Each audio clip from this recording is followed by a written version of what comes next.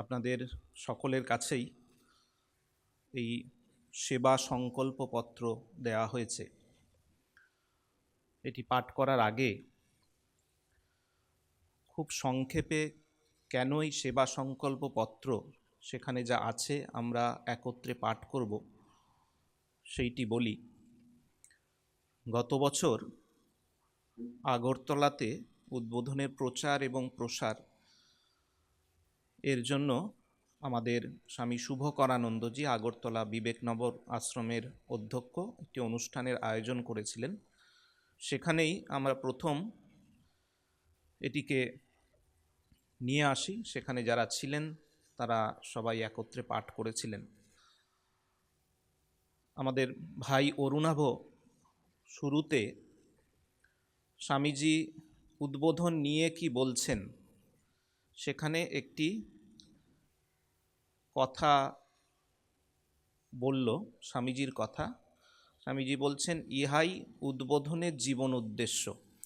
উদ্বোধন পত্রিকায় স্বামীজি প্রথম যে লেখাটি উদ্বোধনের প্রস্তাবনা বলা হয়, সেখানে উদ্বোধন কি উদ্দেশ্যে কি করবে, এই যে 128 বছর ধরে উদ্বোধন প্রকাশনা বিভাগ পত্রিকা এবং বই প্রকাশিত হয়ে চলেছে, তা কেন, কি উদ্দেশ্যে এটি হয়ে চলেছে, সেইটি কিন্তু স্বামীজি খুব স্পষ্ট করে দিয়েছেন। লোকের মধ্যে ইতিবাচক ভাব দেওয়া, বেদান্তের উচ্চ তত্ত্বগুলোকে সহজ সরল ভাষায় মানুষের কাছে পৌঁছে দেওয়া, প্রাচ্য পাশ্চাত্যের ভাবের মিলন ইত্যাদি ইত্যাদি। আমরা 128 বছর ধরে সেই কাজটি করে যাবার চেষ্টা করছি এবং আমাদের প্রচার এবং প্রসার সেটি কিন্তু অন্যান্য প্রকাশনা বিভাগের পাশাপাশি চমকপ্রদ। 600টিরও বেশি বই আমাদের রয়েছে। ইতিমধ্যেই উদ্বোধন আপনারা জানেন, গত বছরের শেষের দিকে ফ্র্যাঙ্কফুর্টে যে ইন্টারন্যাশনাল বুক ফেয়ার হয়েছে সেখানেই পার্টিসিপেট করেছে। কিছুদিন আগে দিল্লি ইন্টারন্যাশনাল বুক ফেয়ার, এছাড়া পশ্চিমবঙ্গ জুড়ে বহু বইমেলায়, প্রায় 150-র মতো বইমেলাতে পার্টিসিপেশন, অংশগ্রহণ হচ্ছে। যেটা এই তথ্য দিলাম এই কারণে যে উদ্বোধন ঘরে ঘরে পৌঁছে যাচ্ছে, বই এবং পত্রিকা। যে কোনো কর্ম তার সাফল্য নির্ভর করে, সাফল্য বলতে এভাবে দেখছি যে সাফল্য শুধুমাত্র মুনাফা দিয়ে নয়, এই প্রজেক্টের সঙ্গে আমরা যারা যুক্ত আছি তাদের মানসিকতার উপরে। এই মানসিকতা মানে আমরা কতটা ইনভলভ, আমরা এই কাজটি করে কতটা তৃপ্ত হচ্ছি। আপনারা জানবেন, আমাদের যে রামকৃষ্ণ মঠ মিশন বা যে কোনো পুজো হয়, পুজোর শুরুতে সংকল্প করতে হয়। সংকল্পে কি থাকে, আমি আজকে অমুক তিথিতে ইত্যাদি ইত্যাদি আমি এইটি করছি, এই পুজোটি করছি, এই কারণে করছি। প্রথমে ওইটি স্পষ্ট করে নেওয়া হয়। ঠিক সেই রকম যে কোনো কর্ম, যে কোনো এই ধরনের বড় প্রজেক্টে এটি খুব স্পষ্ট থাকা দরকার মনে মনে, যে আমরা কেন এটা করছি। তো এইখানে দেখবেন 3টি সংকল্প রয়েছে, তার মধ্যে একটি স্বাধ্যায়ের কথা বলছে। উদ্বোধন পত্রিকা এবং বই প্রকাশের মূল উদ্দেশ্য যাতে স্বাধ্যায়ের মাধ্যমে মানুষজন ভাব পায়, ইতিবাচক ভাব পায়, সেই উদ্দেশ্যটি বলা রয়েছে। দ্বিতীয় ক্ষেত্রে এই যে আমরা কাজটি করছি, এটি নিছক কাজ নয়, এটি একটি কর্মযোগ, সেবা। এটি ঠিক ঠিক যদি ভাব নিয়ে করা যায়, এতেই আমাদের ভেতরের উন্নতি হবে, এটি দ্বিতীয়।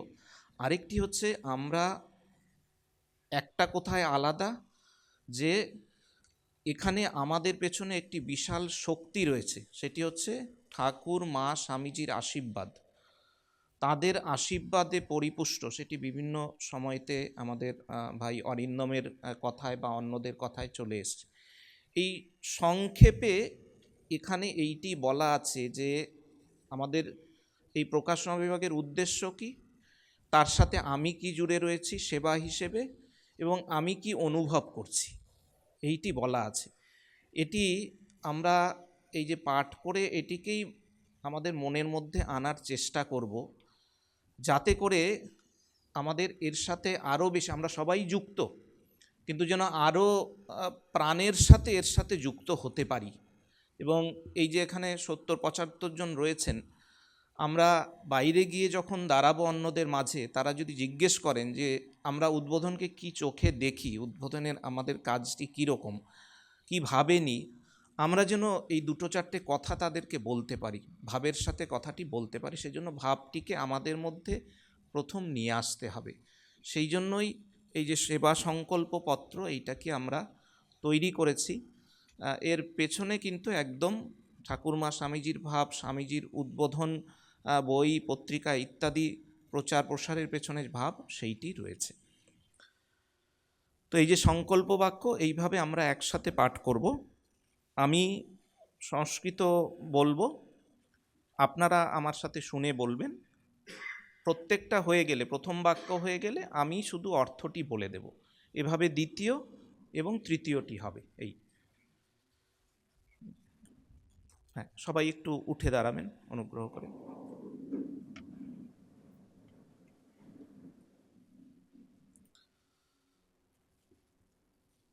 সাধ্যায় প্রবচনাভ্যাম ন প্রমদিতব্যম ইতি শ্রুতিবাক্যং বিচিন্ত্য উদ্বোধন সেবাং করিষ্যামঃ।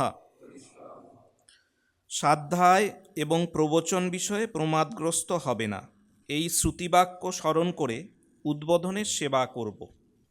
দ্বিতীয়, কর্ম এব দেবার্চনম ইতি মত্বা সৎকর্মলগ্নাঃ ভবেম। সন্তোষং ধনং প্রীতিরেব ভূষণম। কর্মই উপাসনা, এই ভাবনা নিয়ে সর্বদা সৎকর্ম করব। সন্তোষী ধন, প্রীতি ভূষণ। তৃতীয়, উদ্বোধন রত্নং রামকৃষ্ণ সারদা পীযূষপূর্ণমেব তস্মাৎ তদেব अस्माकं সেব্যম।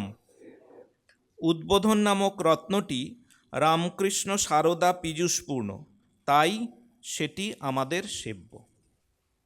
সবাই আসন গ্রহণ করুন।